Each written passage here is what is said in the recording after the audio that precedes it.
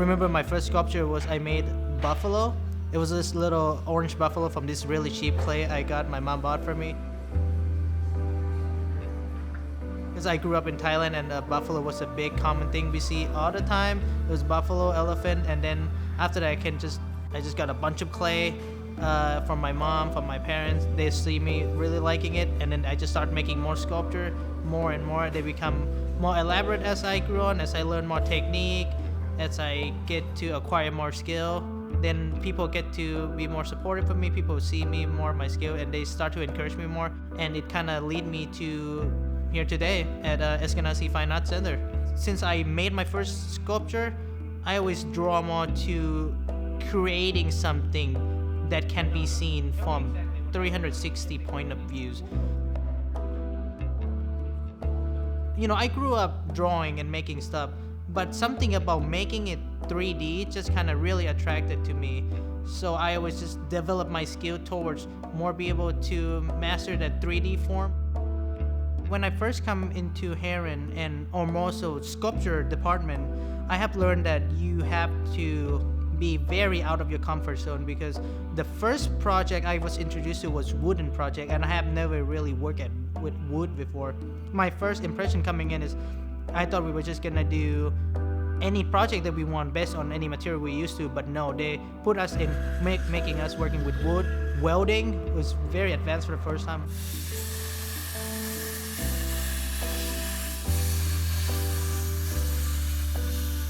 And overall, those stuff were very challenging to me because it's a first time thing, but I don't regret it at all. I was actually very happy that they get to introduce those elements of sculpture to us newcomer for the first time, because I get to use all those skills later on in my sculpture, even though I don't really use the main core of those things I learned, but I took some part of it and incorporated in my modern day stuff that I do, which is very helpful in the long run. So first, I will find inspirations. Then from that inspiration, I will try to draw up a sketch on what I can logistically make out of it with material I have, with the time I have, with the budget I have.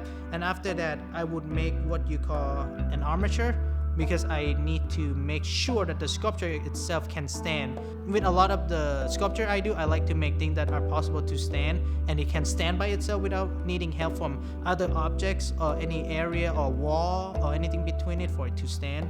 And after that, something I call bulk it up, where after the armature, the skinny armature, I would put in like either clay, aluminum foil to make it have more volume and life.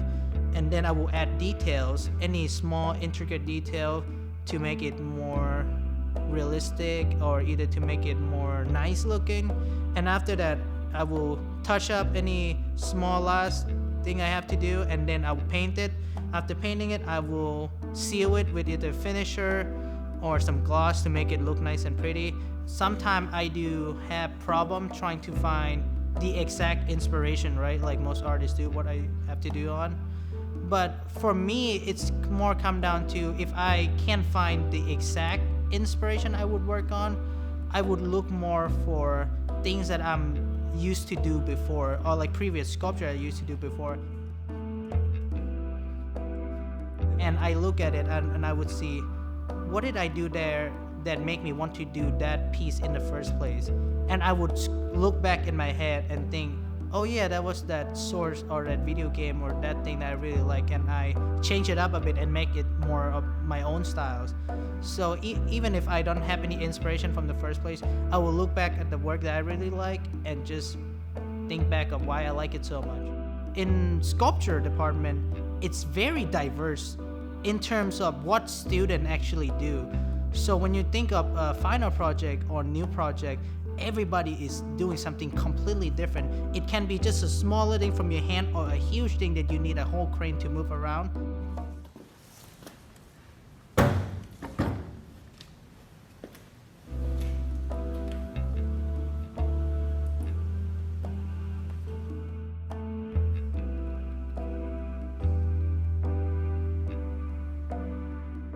And it's just so fascinating to me every time I see everybody new project. So for me, my main core focus is I like to make statuesque figurines of tangible creatures or personal personification of something that I like.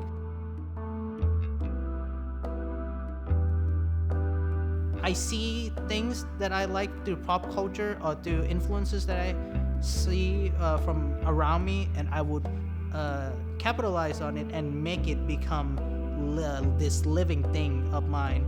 Because I love seeing things from 3D design. I love seeing things from all around the angle. That's why my favorite thing is sculpture.